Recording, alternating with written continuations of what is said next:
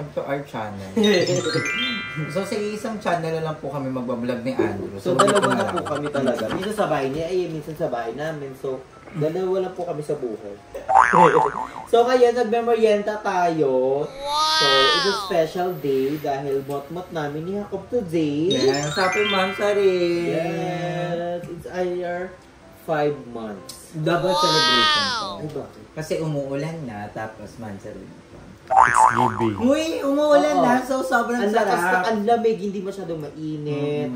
Sobrang lamig sa labas. Ayun, giniyahe ko talaga sa labas para lang sa pizza kasi gusto ko talaga, dapat shakies. Hindi, kasi mas masarap yung mga gantong pizza. Our fairness.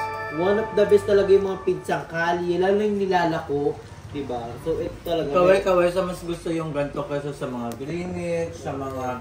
Ewan ko, parang... Yung sa mga SNR, sa mga Greenwich, sa mga... Pero may times na gusto din natin yun. Pero, hindi talaga parang bet ko to araw-arawin. Ito yung pizza na nai-enjoy ko. Ito yung totoong pizza for me. Pizza talaga kasi, ano siya, mura lang siya, budget meal, at masarap pa. So, takas. Ang dahil kayo bumibili. Ang sarap. Thank you. Sana araw-araw man sa rin parang may ganito. Ay, magkakape kami ni Andrew. Bago mo kasi malapit lang dito sa amin. Malabas pa sa Harvey. Pero malapit lang. And si Mama kakauwi lang galing probinsya. Tignan nyo, ang dami niyang dalang mga prutas. Marami din yung saging, langka, may langka, and then marami kaming yung bigas red rice. All the way from yun. Then kamote, ayun Ang sarap na ito sa ginamos. Sabi ni Mami Dabs, may ginamos daw. Meron na sa rep. Ang dami nagdadala si Mama ng bigas. I think ito yung ginamos. Ay, ito nga. Gulam. Ginamos to. Ito yung sinasawsawa ng mga kamote. Sobrang sarap niya. Favorite ko din niya. And celebration din to guys dahil si Odette ay buntis! So si Odette po is buntis. So nagulat tayong lahat kasi si Odette nga ay buntis at tulaan nyo kasi ng tatay. Si King. Si Jacob. So hindi po si King ang tatay pinastart po namin si Odette sa choco liver. So maliit po yun ang type ng Shih Tzu na color brown. So nag-take po si Odette. So pina-cesarean namin, ay pina-ultrasound namin siya. So ang anak po ni Odette to is mahigit 4. So nakita so ultrasound do kasi hindi estimated yung yung ultrasound. Pero yung nakita ni Do for mahigit, and then makikita daw talaga yung mismong bilang nung anak pag in-x-ray kasi may mga buto, then makikita din doon yung mga suhe, kung anong mauuna, ulo ba o yung yung taas. So sa 50 days ni Odette is ipapa-x-ray siya para makita talaga kung gaano kadami yung anak. Kasi magulat tayo, first day, anak niya 3, yung pala, mga anak pa pala siya. So, kailangan natin Katulad kayo sa pari, parang nung inano siya 6. Pero ang anak 10. Yun. Hindi natin naman. Kasi si Odette ngayon, ang laki magbuntis. So, ang laki ni Odette magbuntis. At, pili ko, mahigit 5 yan. Kasi yung unang anak niya is 4, cesarean siya. Puro lalaki na magkaroon ngayon ng babae. At kasi tinda ko baka magkaroon ng kamukha ni Zilong. Yun din yung gusto ko talaga kasi I miss Zilong. Alam mo naman, napakatalino ni Zilong talaga naman. Nagbabalibol yun. Diba? Magpapatayan talaga siya para lang sa bola. Si Odette Dedma. Kasi sitting pretty prinsesa talaga yan. And nakakabis lang si Zilong talaga. Kanina ko din, baka buntis din si Bella.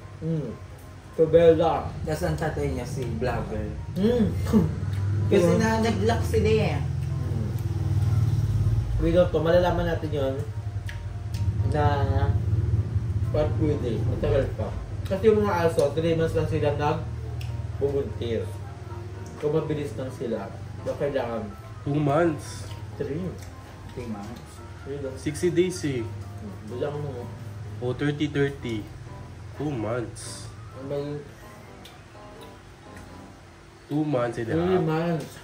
2 months and a 3 half. months. Baka 90 days. 60 days. 60 days. 2 months 30-30. lang. 2 months lang. 2 months nga. Mali kayo. Ang sarap ng lalo na yung tag-ulan. Dapat mag-aano kami. Mag-ginataang mais. Kaso nga lang, mas craving ko kasi. Bang nagkainin pa ako nakatingin dito, bang gusto ko magkamote nga. Kasi ang tagal ko hindi na kumakain ng kamote. Ako, hindi ako makain ng kamote kasi ututin ako sa kamote. Wala pa yan. Hindi pa yun masyadong Hindi, gulay yan, gulay. Ang daming dala nila mama, so binigyan niya yung mga mga tita ko. Bumisita ka dito na pala yung tita ko. Then ito si Odette guys ha. Ito ka dad. Ito ka. Ito ka. Ay, so ito si Odette guys. Ang timbang niya is 5 kilo na. So ito po yung tiyan niya. Wow! Diba? Ang laki po rin siya ni Odette. And she's a mama na Mama Odette. Naway maging normal yung kanyang panganganak. At siya ay nagugulat kasi every minuto daw lumalaki siya. Oo. Kasi ang hilig ni Odette magpahimas ng tiyan. And every minuto daw, Tapos palaki ng panting tiyan ni Odette. sabi ni Ay, ang laki na naman ang tiyan mo. Hindi lang to apat siguro. Naway, successful yung panganak ni Odette then walang mangyari sa kanya. Healthy ang mga baby. Isa talaga sa mga pinaka-paborito ko din talaga yung kamote no. Basta akong pizza. And At si gusto Basa, kong ginamos talaga yung nakas... andito si Basa. Pakita mo si Basa, napakaganda niya. Saan ka ba punta Basang today?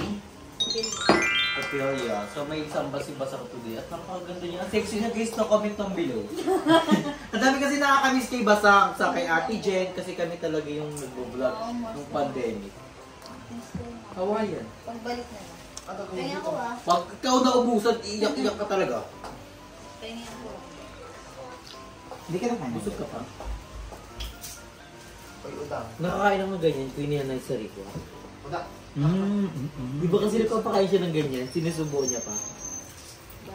Meron sa amin na sobrang tanda. Tawag namin Lola sa ni kanya. Jeko. Lola ni Jeko. Ang tawag namin sa kanya Nanay Sariwa. Siya yung kilalang nagtitinda ng mga bagoong, Oo, ang ginamos. sarap. The best. As pag andun kami ng mga bata kami, Mapakainin ka niya ng pakainin ganyan. kami yan. Tapos lalawayan mo niya na kami. Ang matutuwan ko sa... Oo, no. Nakakain din siya ni Sariwa. One of the legendary in kainin. Hindi na inaabutan sa mga vlog. Oo, hindi na abutan kasi parang sobrang tagal na eh. So, ayun. We love pizza talaga. May ganito din si Tito Mars. Ginamos? Nagginamos din siya? Eh, di lalo siya naloka kasi yung Pero feel ko talaga si Tito Mars, kumakain talaga siya ng mga ganun. Parang content niya lang talaga. ano yan, natuwa yung mga tao eh. And then, Hindi. nakainis. Hindi sa kanya natatawa. Natatawa sa mga gumagaya sa kanya.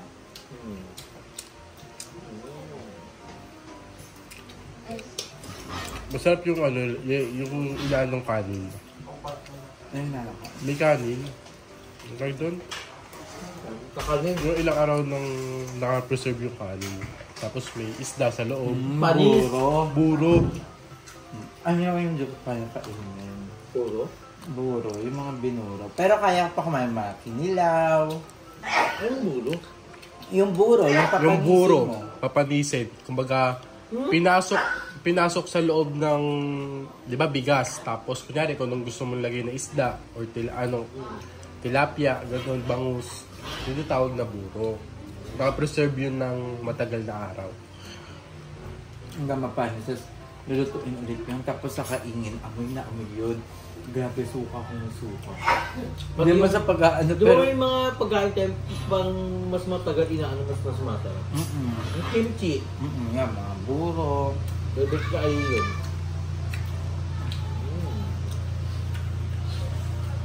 Nakatuwa siya yun. Sarap kumain. Kaya maganda na. Tapos ano pa siya? Hindi pa siya anuwin.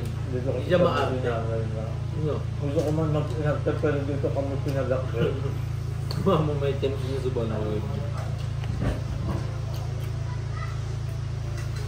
Ang sarap kasi kanina po siya nakatingin sa akin. Ang kawag. Ang maraming dala si Mama ganyan, sako-sako kasi nga malaki lupa nila sa probinsya. Ganda ng duck talaga. At parang gusto ko pumunta kanila sa Leyte. Kasi bundok lang talaga doon. Ay, one time mo kami sa probinsya, magdamag ako sa PisoNet kasi nga, walang wifi. Lab, paano mo kaya siya sa lupa na bibili mo tita? Ano sa ano? Ay, yung lupa ang lupa. Saan? Sa palita. Kasi mama, ganito, pakita ka naman ma. Ha? Pakita ka. Tita Dap in the house! Kakaling lang! Tapos na. Dahil mong dalang pasalubong today. Ganda lang ma. Saging. It's giving! Mami J. Piso. Ma, Ta. piso. Tayo. A few moments later. We're gonna ligo sa ulan! Wow! Ang plastic.